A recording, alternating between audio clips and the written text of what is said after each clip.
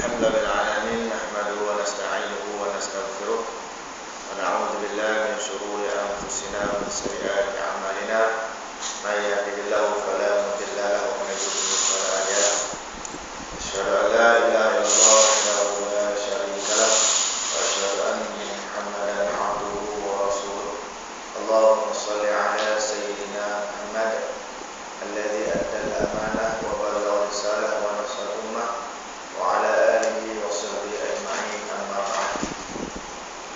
Teman-temannya, mari sama-sama kita beriktikaf. Semoga sepanjang kita berada di dalam masjid ini kita diberikan ganjaran pahala oleh Allah Taala kerana kita duduk dengan iktikaf. Yang keduanya, kita bersyukur pada Allah Subhanahu Wa Taala juga kerana diberikan kita kesempatan ke lapangan untuk sama-sama hadir ke masjid pada tengah hari ini untuk kita menyambung kuliah Qanun Jinayah Syariah kita di hukum hudud yang kedua. Pada hari semalam kita telah melihat hukum hudud yang pertama, yakni hukum jenayah zina dan juga liwat. Dan kita telah pun diberi maklum bahawa liwat dan zina kaedah sabitan serta pelaksanaan hukumnya sama kerana dia sabit berdasarkan Rasulullah SAW.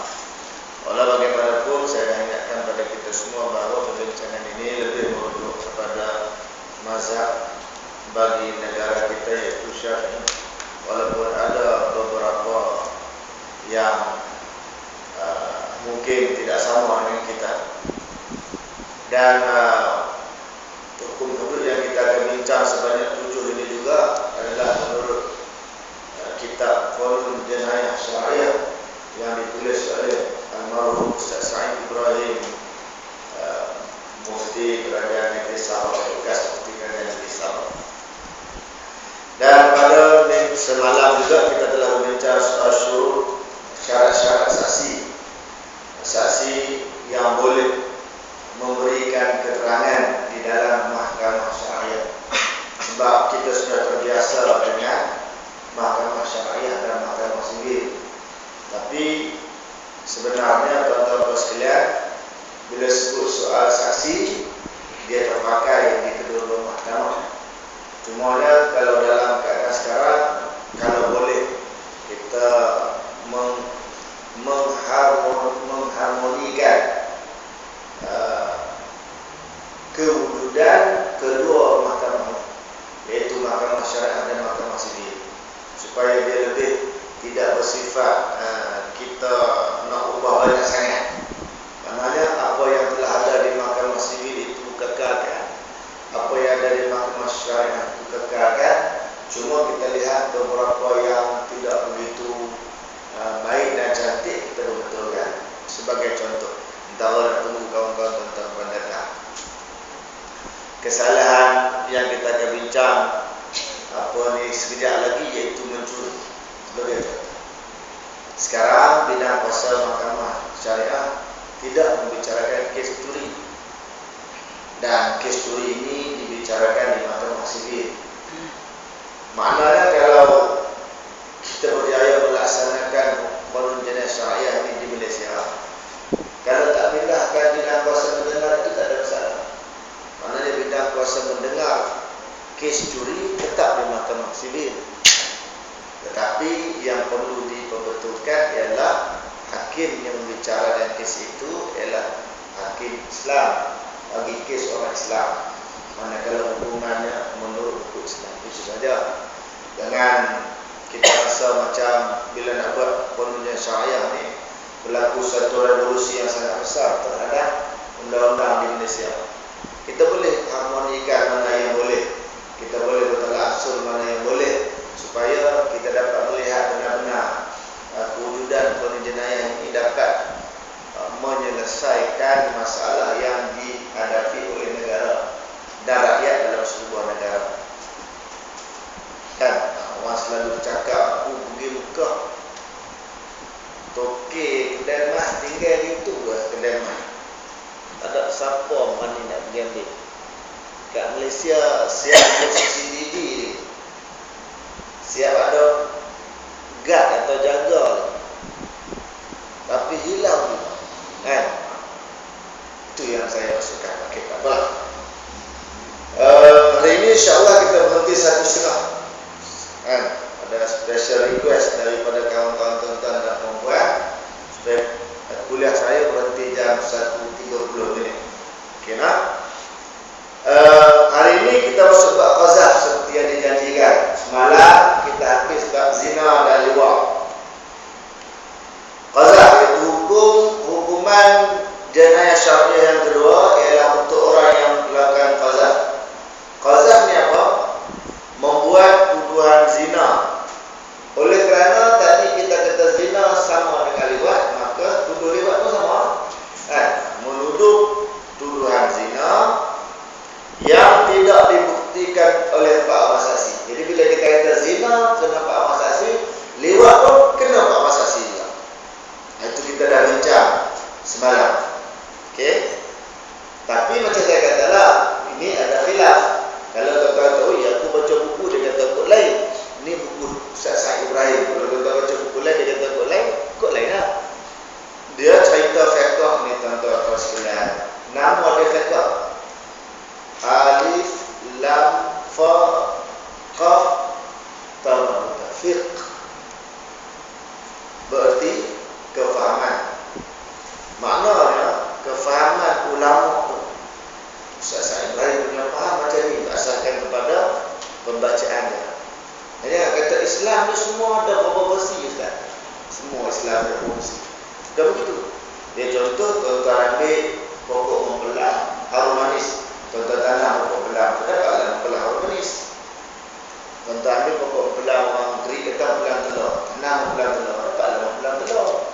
Tuan-tuan tanam membelah apple. Tuan-tuan dapat dalam membelah apple. Jadi bagaimana ulama untuk keluarkan hukum, itu sebabnya jadi hukum yang sedemikian.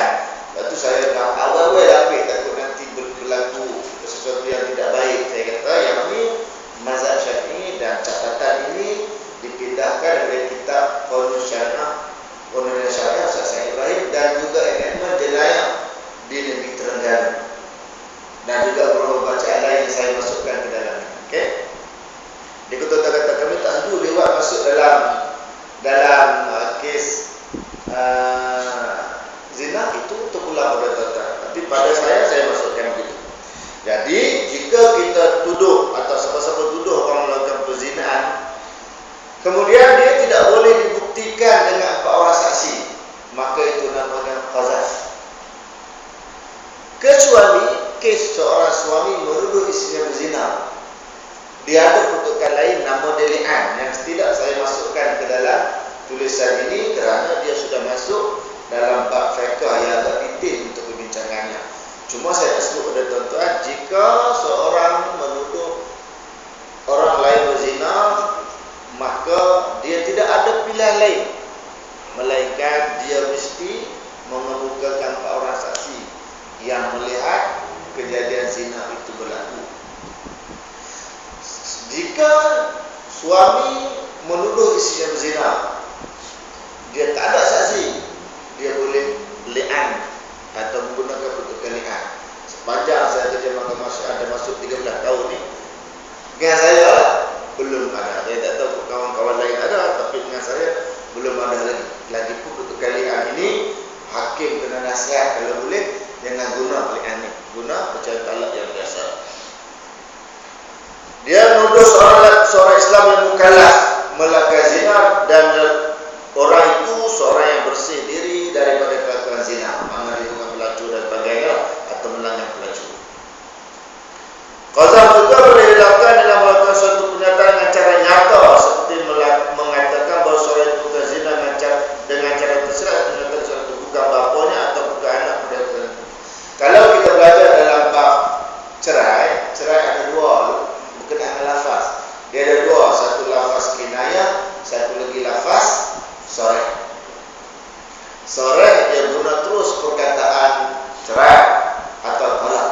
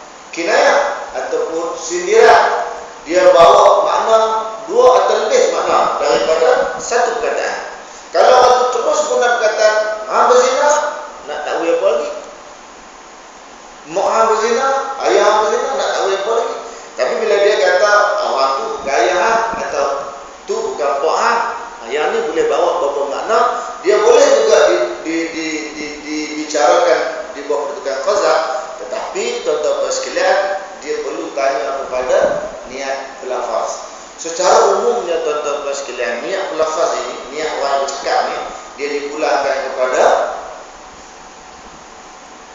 orang cakap. Kecuali satu tempat dalam kaedah fiqh dia kata maqasidul ladzi ala niyatil lafz illa fil mawdi'il wahid wa huwa al-yamin 'inda al-qadi. Maqasidul ladzi ala niyatil lafz, tujuan seseorang pelafaz ala niyatil lafz, tertentu di atas niatnya, illa fi mawdi'in wahid, kecuali pada tempat yang satu, wa huwa al-yamin 'inda al-qadi, bila dia bersumpah di hadapan qadi. Kalau dia bersumpah di hadapan qadi, maka niat yang dipakai ialah niat qadi, bukan niat saya. Tapi kalau dia bercakap biasa, kita kena tanya. Sebab tu kadang-kadang orang marah mahkamah syariah, dia kata mahkamah syariah semua hakim lelaki, semua balik kat lelaki. Suami saya kata dia lepaskan saya, aku boleh balik mak apa dah sampai dah sini. Aku pergi kat mahkamah syariah tanya kat lelaki dia, lelaki aku kata saya tu saja urut dia, ya saya tak ada niat cerai. Mahkamah syariah terima. Kan? Betul lah mahkamah syariah dengar cakap lelaki. Maqasidul lafzi ala niyatil lafz. Maksud atau tujuan sesuatu lafaz itu tertentu kepada orang yang melafaz. Kadang-kadang tak suami. Kalau suami saya tipu, Ustaz. Kalau suami perempuan menipu jawapannya. Tapi maknanya tak boleh buat keputusan berdasarkan kepada keterangan seorang perempuan. Itu makna. Okey. Kita bagi masa untuk edar nota sekalian. Terima kasih kepada pihak masjid kerana tolong protestan nota untuk tuan-tuan dan puan. Di muka surat 2